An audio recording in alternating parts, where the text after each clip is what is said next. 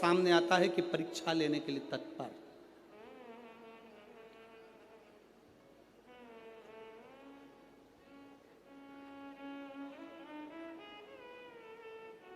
ली परीक्षा, 14 करोड़ सोने की मुद्रा, कौश गया तुरंत राजा रघु के पास में। राजा रघु से कहा, महाराज 14 करोड़ सोने की मुद्रा मेरे गुरु जी को देना है, मैं ब्राह्मण का बालक हूं, आप दे दो। राजा रघु ने कहा, 14 करोड़ सोने की मुद्रा देने के लिए मना नहीं, पर मैंने अभी यज्ञ करा था, उस यज्ञ में मैंने सोने की मुद्रा सब संतों को, ब्राह्मण जन को बांटी है। मेरे पास में इतनी मुद्रा नहीं, थोड़ी बहुत निकल जाएगी, 1 करोड़ दे दूंगा, 14 करोड़ कहाँ से लाऊं? राजा रघु ने कहा, पर ब्राह्मण मेरे दरवाजे से खाली ना जा, रुकिए, मैं इंद्र पर आक्रमण करता हूं। गुरु गुरु है, इंद्र पर आक्रमण करता हूं। राजा रघु ने इंद्र पर सेना तैयार कर आक्रमण करना प्रारंभ करा। इंद्र का सिंहासन डोलने लगा। इंद्र दौड़ते दौड़ते भगवान ब्रह्मदेव के पास में गए। राजा रघु इंद्र पर आक्रमण कर रहे हैं, इंद्रलोक पर आ रहे हैं, क्या करा जाए? एक बच्चे को 14 करोड़ सोने की मुद्रा चाहिए, गुरु ने मांगी है, इसीलिए लेकर जा रहा है। उसको 14 करोड़ स्वर्ण मुद्रा, हाँ 14 करोड़, हाँ क्या करें? इंद्र से कहा, राजा रघु यहां पर आए स्वर्ण मुद्रा लेने के लिए, आप कुबेर को बुलाओ और कुबेर से कहो कि तू जाकर 14 करोड़ सोने की मुद्रा दे दे। कुबेर को बुलाया। कुबेर शमी का एक पत्ता तोड़ा।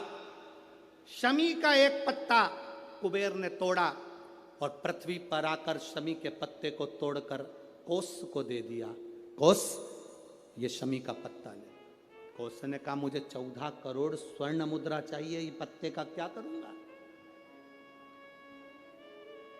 14 करोड़ मुझे स्वर्ण मुद्रा चाहिए, इस पत्ते का क्या करूंगा?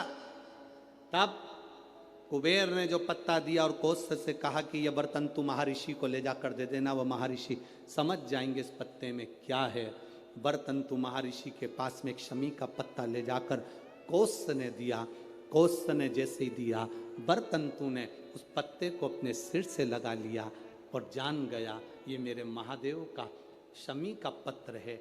एक पत्ते में 14 करोड़ सोने की मुद्रा का फल होता है।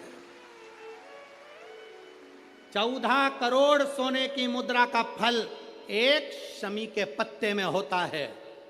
तुरंत बर्तंतु महर्षि ने शंकर की आराधना कर कर शिव जी से हाथ जोड़कर प्रार्थना करी, बाबा प्रकट हो।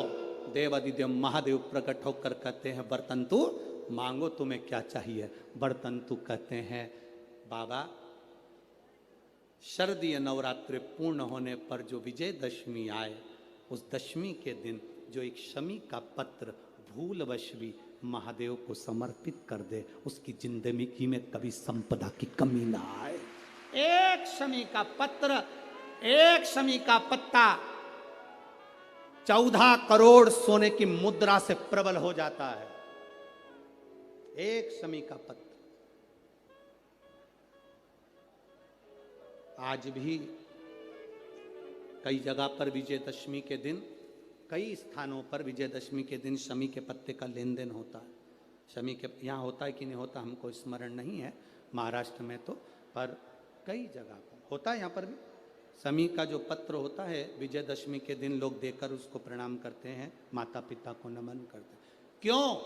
आप अपने बच्चे हो, आपसे पूछेंगे, आपकी औलाद आपसे पूछेगी, आपके आने वाली पीढ़ी आपसे पूछेगी, माँ ये कौन सा नाटक बनाकर रखा है तुम लोगों ने? शमी का पत्ता दे, शमी का पत्ता ले, मिलने जाओ तो शमी का पत्ता क्यों लिया दिया जाता है? बच्चे पूछेंगे। आज की पीढ़ी बहुत प्रश्न करती है, उसको उत्तर देना पड़ेगा कि एक पत्ते में 14 करोड़ स्वर्ण मुद्रा का फल होता है।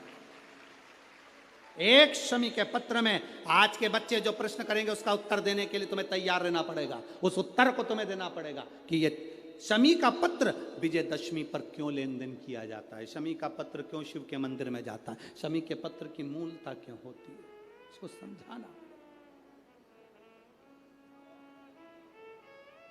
एक शमी पत्र में वो फल है।